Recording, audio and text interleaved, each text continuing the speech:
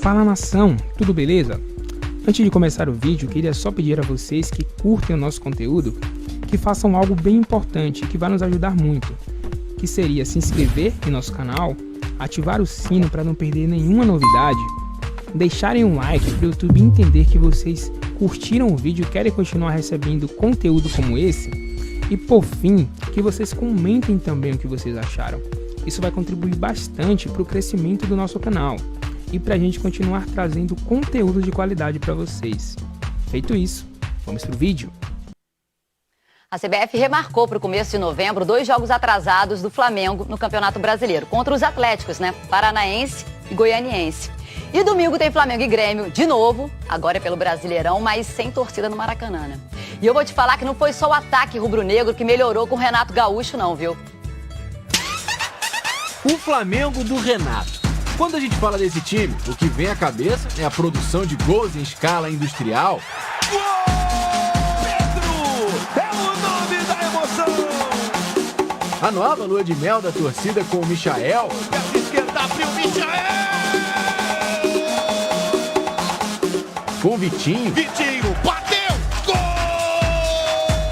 O melhor começo de trabalho de um técnico na história do clube, depois de 16 jogos com 89,6% de aproveitamento. Tudo isso está muito bonito, tá todo mundo gostando, mas se não ganhar não adianta nada. Mas enquanto as bolas começaram a entrar mais no ataque, na defesa a turma conseguiu estancar o vazamento.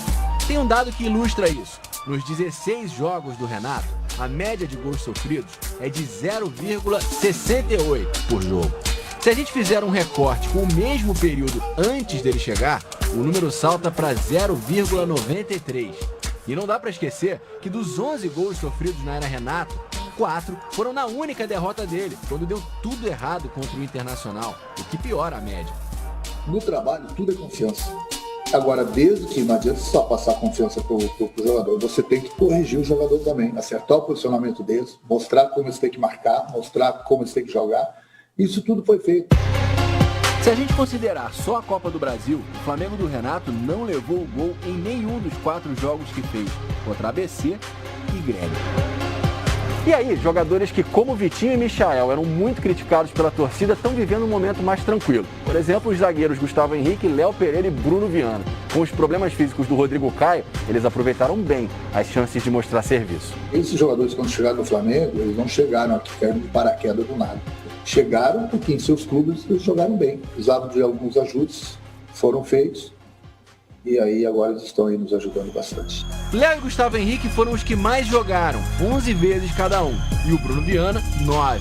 Quem entrou menos com o Renato foi o titular absoluto Rodrigo Caio. Só 3 jogos, por causa dos trabalhos de reequilíbrio muscular. E ainda vem por aí o Davi Luiz. Como ele não joga há pouco mais de 4 meses, ainda precisa recuperar a forma. Para deixar esse Flamengo tão forte lá na frente, ainda mais seguro lá atrás. Vou passar a bola para o Breiler enquanto isso, porque é o seguinte, Breiler, essa pergunta que está na tela é um questionamento que foi feito ontem. Depois do posicionamento do Flamengo com relação ao público, não foi lá na reunião com o pessoal do CBF porque não entendeu que a CBF tinha autoridade para falar sobre o assunto, do retorno do público ao estádio, dos eventos teste e tal. Aí parece que isso aí é uma picuinha, parece que é uma resposta da CBF para prejudicar o Flamengo. É isso mesmo? É isso mesmo? O Flamengo está pagando um preço por essa briga com a CBF. Eu cheguei a pensar isso, Breiler. É que eu olhei a tabela e falei, mas onde vai encaixar? Então, tem esse problema do calendário, da falta de espaço, para encaixar de uma forma minimamente razoável, do ponto de vista dos atletas de recuperação física. Teria que esticar. O calendário não poderia terminar na data prevista pela CBF, e a ideia hoje parece não ser essa. Mas num caso como esse, William, o que o bom senso mandaria? Você tem um clube que foi prejudicado por convocações, que é o caso do Flamengo, e vai ser prejudicado pelo remanejamento de jogos, pelo adiamento e por essa sequência que é cruel, de fato. Você senta na mesa, vai conversar, e aí o que é melhor...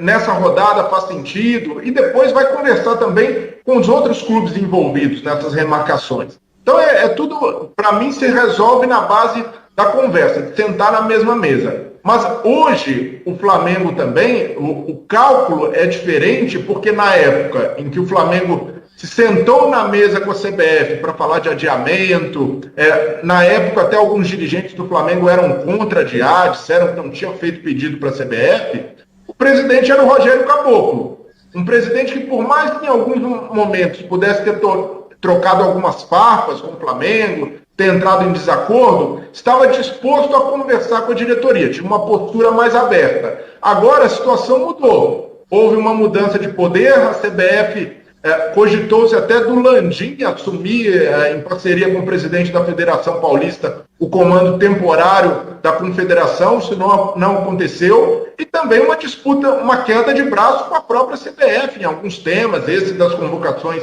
por exemplo, agora sobre a questão da isonomia na volta de público aos estádios. Então o Flamengo, essa interlocução que existia antes, não existe mais, e aí é prejudicado em dobro. Para mim, William, é difícil falar, seria melhor ter jogado sem os atletas do que fazer essa maratona em tão curto espaço de tempo. Não sei o que é pior, não consigo dizer. Para mim, uma coisa é clara. Não sei, Breiler. Ô, Breiler, eu não sei não, porque a gente está numa reta final agora. Tô tentando pensar aqui, vamos tentar desvendar isso aí. É difícil, a gente tá pensando aqui, porque é o seguinte, se naquele momento joga, e aí joga desfalcado, né? Mas o Flamengo tem um elenco que, né? Eu não lembro exatamente quais foram os jogos, né? E depende do tamanho do adversário também. Mas o Flamengo tem um elenco que de repente segura a onda. Era outro momento. Mas ali você consegue. Rogério era o técnico. Sim, mas você consegue de repente administrar os jogos ali. Talvez fosse melhor do que agora numa reta final, com os caras já exauridos. Vamos lembrar que esses jogadores estão numa sequência de jogos absurda, por mais que o Renato dê uma segurada aqui, uma segurada lá, mas você vê que já tem jogadores, o Arrascaeta já foi um caso aí também, né? Então começa a aparecer esses problemas, é mais intenso, a pressão psicológica é maior, porque são fases mais agudas das competições, no momento, é uma sequência de 4 jogos em 8 dias, no momento agudo da competição também, de que eu falo, de mais pressão, de afunilamento. Esses jogos ali. É com o Galo. Um desses jogos é com o Galo. Né? Um desses jogos é com o Galo, que realmente, professor, pode ter uma cara mesmo, né, uma parte de decisão de final de campeonato. Então, me parece, é uma impressão, Breno, a gente está conversando aqui, é uma impressão que esse momento é pior do que se tivesse jogado com reservas, um time mesclado e tal. Vai lembrar, esses jogadores, não é só a sequência pelo Flamengo de competições. Esses caras não atuaram pelo Flamengo no período lá da Copa América e tal, mas eles jogaram por suas seleções. E se não jogaram os 90 minutos, se não jogaram o tempo todo, eles foram convocados, eles viajaram, eles foram para lá, eles treinaram, eles estavam em atividade. Os caras não pararam. Quem parou foi o Flamengo em si por causa dos jogos da seleção. Mas esses caras, eles não pararam. Entendeu, Breno? Por isso que eu estou chegando a essa conclusão aqui, que me parece um momento pior. Mas é uma coisa que eu estou pensando aqui, entendeu? Naquele momento, o Rogério era o técnico, tinha ali, não era confiável como o time de hoje, não tinha reforços como Andrés Pereira, como Kennedy, agora tem o Davi Luiz, o elenco do Flamengo incorporou. Então, por isso eu vejo que é muito difícil fazer. Até é razoável, a gente pode discutir. Mas para mim o que precisa ficar claro, William, porque essa discussão pode levar a crer que o Flamengo fez uma escolha errada. Mas nesse caso o Flamengo, a gente já criticou a forma como negociou a volta de público, mas nesse caso o Flamengo é vítima desse calendário que não para em data FIFA. Então, o que quer que aconteça, o Flamengo vai ser prejudicado.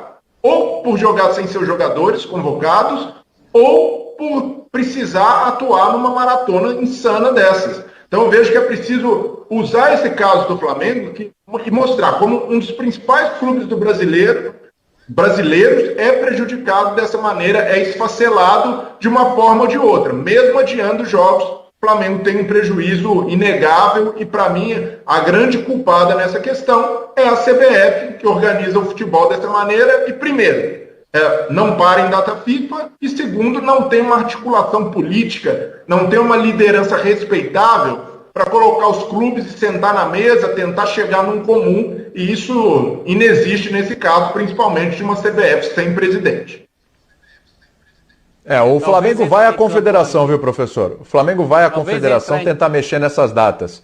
Eu acho que não vai ter sucesso, porque eu não sei onde vão encaixar. Fala aí, professor, desculpa. Mexer para onde? E ainda pensavam em não ter rodada nesse fim de semana. Já pensou? Imaginou? O tamanho da encrenca. Agora, eu vou relembrar, professor, se o Flamengo for para a final da Libertadores, tá? Final da Libertadores é no dia 27. Tem rodada. Tem jogo dia 28. Vai fazer o quê? Vai jogar com o Sub-20, vai fazer o quê? Né? Senão vai ficar mais uma rodada aí, resolve aqui, mas já descobre lá. Jogos importantes, né? Não tem condição de jogar Sub-20 em nenhum desses jogos. São todos jogos decisivos para tudo. Você não está falando de jogo de campeonato estadual de primeira fase. Você está falando de gargalo em todas as competições, as principais do ano. Mas é importante a gente ressaltar isso, né? Não que seria melhor o Flamengo jogar desfalcado. Talvez fosse menos ruim. Porque ruim tudo isso aí é. O Flamengo não pode ser prejudicado desse jeito. Aliás, nenhum clube pode ser prejudicado desse jeito. Mas é a velha cantilena que todo ano a gente está discutindo isso aqui. Às vezes muda a camisa, às vezes muda o campeonato.